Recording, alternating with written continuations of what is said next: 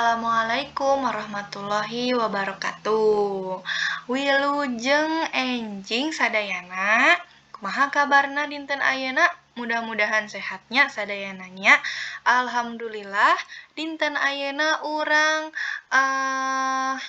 panggih deui nya tepang deui di mata pelajaran bahasa Sunda. Tah, dina danget ayeuna, dinten ayeuna teh urang bakal asup kana materi katilu di semester 2 ieu. Nyaeta materi sajak. Tah, naon sih Miss sajak teh? Nah, ayeuna urang wawanohan heula nya. Tah, kita berkenalan dulu nih dengan sajak. Nah, sajak dina sastra Indonesia mah sami sareng puisi. Ya, jadi dalam bahasa Indonesia atau dalam sastra Indonesia, sajak itu sama dengan puisi. Tah, pami dina sastra Sunda mah puisi teh miboga harti anu lega. Ngawengku sababaraha jenis karya sastra anu bentukna puisi kaasup salah sahijina sajak. Jadi sajak teh mangrupa bagian tina puisi.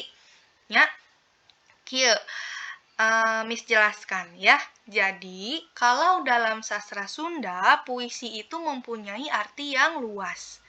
Ya, nah meliputi beberapa jenis karya sastra yang bentuknya puisi. Termasuk salah satunya adalah sajak. Ya, jadi sajak itu adalah bagian dari puisi. Ya, kalau dalam sastra Sunda kan sajak sama dengan puisi. Nah, kalau dalam sastra Sunda itu sajak adalah bagian dari puisi. Seperti itu ya. Ayeuna urang lajengkeun. Nah, puisi dina sastra Sunda nyaeta wanda basa karangan anu rakitanana biasana mah pinuh ku wirahma, kauger ku wanguna jeung ku pilihan diksina.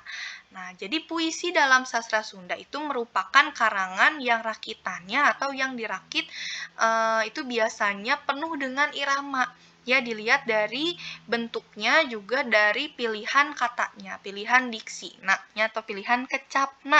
Nah, biasana pilihan kecapna oge atau kalimatna, bentuk kalimatna teh bedanya teu cara urang basa sapopoe atau cara wangun prosa. Jadi biasanya dalam sajak mah kalimatnya itu sedikit berbeda dari bahasa yang kita gunakan sehari-hari. Ya, atau bangun prosa atau bentuk prosa. Prosa itu bisa dilihat misalnya novel, dongeng, ya, carpon. Nah, itu bentuknya prosa. Jadi bentuknya itu kalimat ya atau bentuknya itu paragraf gitu ya. Lajeng. Nah, puisi Sunda teh rea rupana aya anu kagolong puisi heubeul, tanapi puisi buhun tradisionalnya jeung aya oge anu kagolong kana puisi anyar. Jadi puisi Sunda itu dibagi dua, aya puisi heubeul jeung aya puisi anyar. Tah, dina urang bahas puisi heubeul. Puisi heubeul teh aya dua jenisna. Nyaeta aya carita naratif jeung carita teu naratif. Ya. Tah, ayeuna urang bahas hiji-hiji carita teu naratifnya. Jadi puisi yang bentuknya bukan berbentuk cerita gitu ya. Nah, ayeuna urang bahas carita teu naratif anu kahiji nyaeta aya mantra atanapi puisi mantra. Puisi mantra teh ngawengku naon? Aya jangjawokan, aya singular, nya jampe sareng asihan. Tah, pami jampe mah dugi ka ayeuna ge nini namis teh aya masih kene ngagunakeun eta nya. Jadi misalnya kalau kalian kalau Miss gitu ya, Miss sedang tidak bisa buang air besar atau tidak bisa mengeluarkan gas gitu ya. Nah, itu sama Nenek Mis itu suka dijampean bahasa Sunda nama. Cara nate kieu.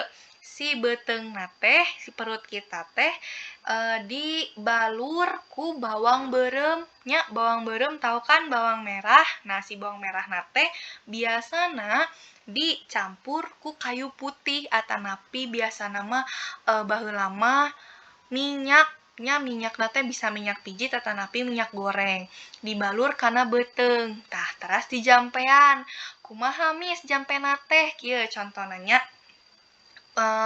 sok dinyanyian puk puk tali puk tah itu teh si tangannya teh sambil diusap-usap ke perut ya puk puk tali puk kejo buruk jadi hitut cakakak dileweng injuk talina dihakan dibeweng hitut jadina dog dog blos tah dog dog blos. Nah, ketika pas bagian dog-doglos itu biasanya sih bagian perut itu diusap ke bawah gitu ya, agak ditekan ke bawah. Nah, menurut kepercayaan orang dulu katanya biar anginnya keluar gitu ya. Nah, eta teh salah sahiji contoh tina puisi mantra nya. Tah, ayeuna orang lajeng. Anu kadua nyaeta aya sisindiran. Sisindiran dina bahasa Indonesia mah biasana disebutna pantun. Ya, carita tau puisi pantun. Tah, sisindiran teh ngawungkut di aya 3 jinis nyaeta rarakitan, paparikan, jeung wawangsalan. Nya, lajeng anu katilu nyaeta aya kakawihan ya kakawihan mah biasana aya dina kaulinan barudak misalna oray-orayan nya oray-orayan tah eta asupna kana kakawihan anu biasana dihaleuangkeunna ku barudak nya aya oge cing ciripit tah cing ciripit satulang sabajing tah eta teh asupna kana kakawihan barudak oge. Tah, anu kaopat aya sair atanapi sair teh dibagi kana 2 nya aya pupujian sareng sawer. Pupujian mah anu biasa di masjid teh nya anu eling umat. Tah, eta pupujian. Aya oge sawer. Nah, sawer mah biasana dina kalau kalian suka lihat upacara nikahan yang menggunakan upacara adat Sunda ya, adat Sunda biasanya ada upacara adatnya.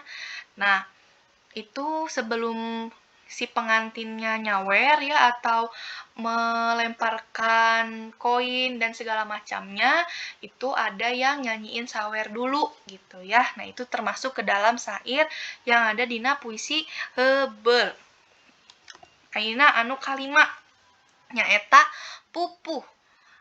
Pupuh teh nah biasana aya dina bentuk karangan guguritan.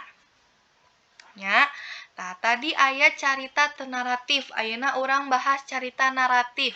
Carita naratif mah mung aya 2 nyaeta wawacan sareng carita pantun. Ya, carita pantun jeung wawacan mah panjang biasana si eusina teh nya. Nah, nanti kita akan belajar itu ya.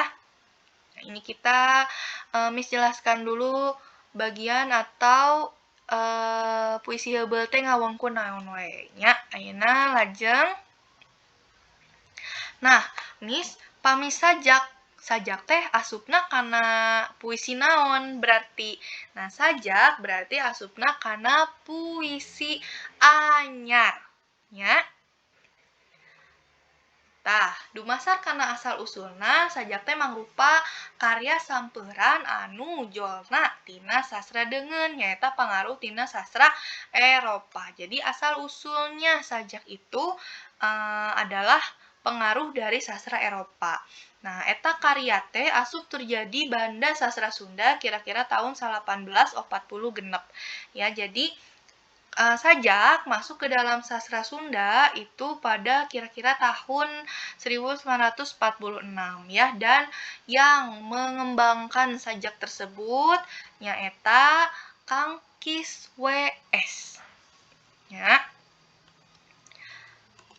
Ayeuna urang bahas aya naon wae sih unsur-unsur sajak teh. Tah, unsur sajak teh aya 4. Anu kahiji nyaeta jejer. Nya jejer teh nyaeta gagasan pokok anu rek ditepikeun ku panyajak kanu maca. Nya jejer teh sami sareng tema. Jadi tema dina sajak teh rupa-rupanya aya tema keagamaan, nya kamanusiaan, pahlawan, sosobatan. Tah, nya asmara. Nah, eta teh asup kana tema atanapi jejer. Anu kadua nyaeta nada. Nyaeta sikep panyajak kanu maca. Tina sikep panyajak ngabalukarkeun ayana suasana nu karasa ku nu maca, ya, yaitu sikap penyajak kepada para pembacanya. Sikap penyajak itu menjelaskan ya adanya suasana yang terasa kepada pembacanya. Teras anu katilu nyaeta rasa. Nyata ngajiwaan isi sajak, menjiwai isi dari sajak tersebut. Rasa pada sajak bisa kapanggih sabada dibaca, ya. Tentu saja rasa yang ada dalam sajak itu bisa terlihat setelah sajaknya dibaca, ya. Apakah dibacanya diteriakan, ya, atau dilantangkan atau sedikit dinyanyikan. Begitu, ya. Anu terakhir anu kaopat nyaeta amanat. Nah, pesen panyajak keur nu maca sajak, ya. Tapi najan kitu amanat dina hiji sajak ditangtukeunana teh gumantung nu maca. Jadi amanat itu merupakan pesan dari pembuat sajak kepada pembaca sajaknya. Tapi walaupun seperti itu, ya, amanat pada satu sajak itu ditentukannya tergantung kepada kita sebagai pembacanya. Artinya kita diberi kebebasan untuk menentukan amanat apa yang ada dalam sajak tersebut. Ya, misalnya Miss baca sajaknya Madhalil karyanya Yusrusyana. Menurut Miss, amanat Kang Yusrusyana yang disampaikan lewat sajaknya yang berjudul Madhalil ini, amanatnya gini. Tapi belum tentu menurut kalian amanatnya itu sama seperti apa yang Miss sampaikan gitu ya, apa yang Miss rasakan gitu. Makanya artinya itu teh ya kita dibere kebebasan ya urang teh gitunya pikeun nangtukeun amanat tina hiji sajak eta. Seperti itu nya. Tah, ayeuna urang wawanohan kana arti konotatif jeung denotatif. Biasana mah nya sajak teh ditulis dina wangun ungkara konotatif atanapi kiasan. Nya kukituna sajak mah aya kalana hese dipikahartina.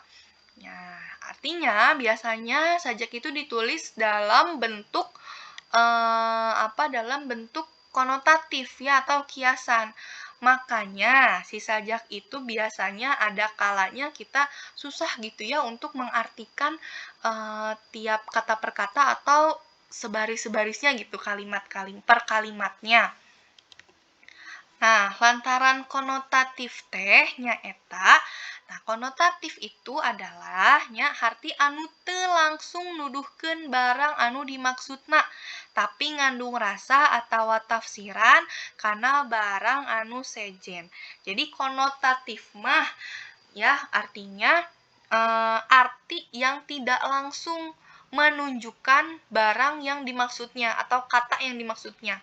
Arti yang dimaksudnya gitu ya, tapi mengandung rasa atau tafsiran kepada barang yang lain. Ya, nanti kita lihat contohnya. Terus kalau misalnya Miss konotatif mah kan teu langsung, paminu langsung teh naon? Tah, sabalikna, harti anu langsung nuduhkeun barang anu dimaksudna disebut denotatif. Ya, konotatif mah teu langsung, denotatif mah nuduhkeun harti anu langsung. Ya. Tah, ayeuna urang tinggal contoh kahiji dina kalimah kahiji. Ulah diheureyan Neng Dewi mah geus aya nu nyangcang. Nyangcang di dieu teh hartina ditalian beheungna, ditalian atau ditaliin ya, diikat lehernya. Tah, si Neng Dewi kira-kira masuk akal nggak ditaliin gitu ya, ditaliin lehernya, diikat lehernya?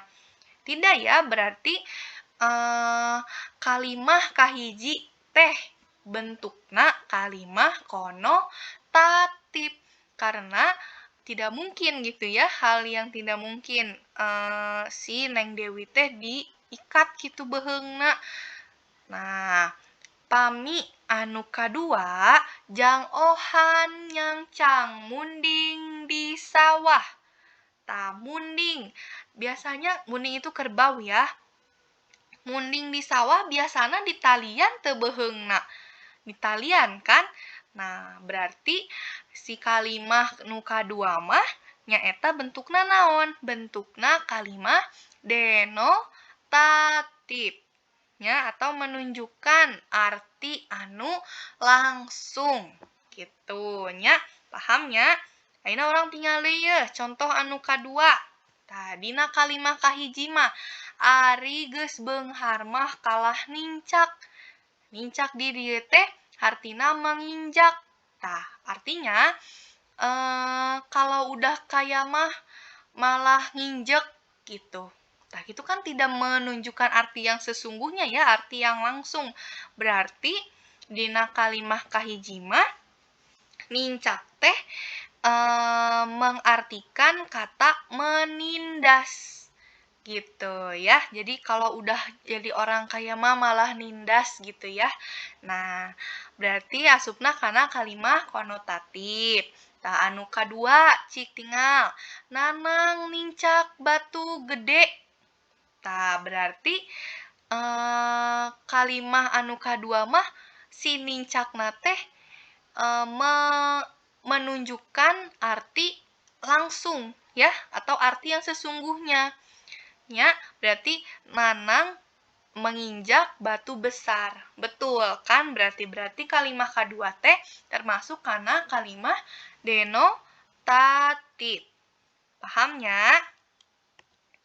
Nah, ayeuna urang tonton contoh maca sajak. Ayeuna Miss gaduh contoh sajak anu dibawakeun ku Kang Godi Suwarna. Nya, mangga wilujeng nyakseni.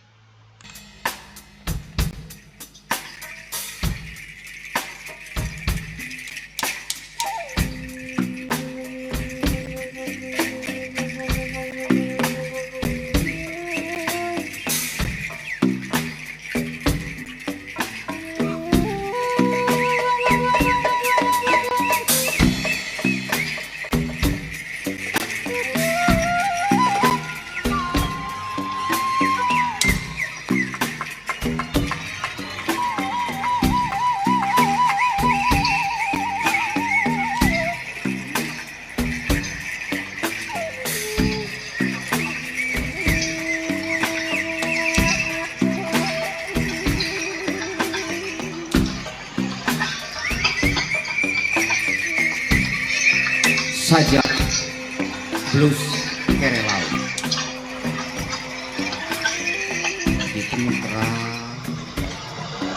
dimuntrang menteri di Sahara naga salisan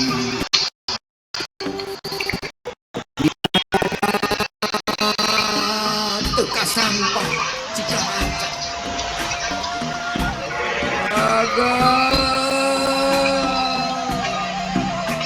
raga gening betul walakaya nagan candi tilan sukma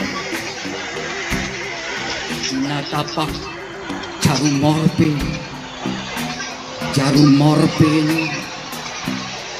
morfin tingkah raja geti sagiblek jadi saat ngempur mulas langit bulan puri.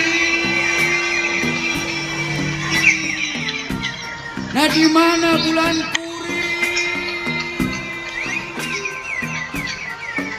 Panon poe saliku gumuru jroning tara panon kering lepubuh cimata garing tina beungeut murarengat sauratna betarasa urang teh bangun rek langgeng ya geuning ye jarum jam ngarandeng lepah kengkerong bulan kuring. Nah di mana bulan kuring? Purnama kuring di mana? Di mana?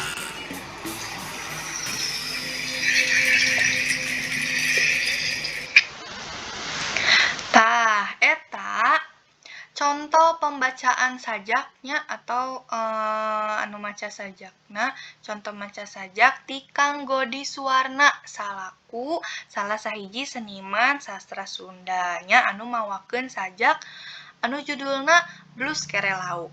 Tah, sajak-sajak anu sejena tina seniman-seniman sastra Sunda anu sejena oge tiasa ditinggal di Google aya nya, di YouTube oge aya. Mangga. Ayeuna mah tos seueur nya contoh-contoh sajak teh tiasa di googling nya tanapi di YouTube oge tos seueur. Tah. Alhamdulillah materi sajak materi katilu di semester 2 ayeuna atos rengse Miss dugikeun nya mung sakitu materi sajakna nu tiasa Miss dugikeun pami aya patarosan tiasa langsung naros wae ka WA Miss nya langsung japri wae mangga tiasa. Hatur nuhun sadayana kana perhatosanana, hatur nuhun kanu tos nonton video pembelajaranna ti awal dugi ka rengse nya mugia aya manfaatna nya di materi ieu. Mung sakitu wae. Amit mundur, amit mungkur sadayana. Wassalamualaikum warahmatullahi wabarakatuh.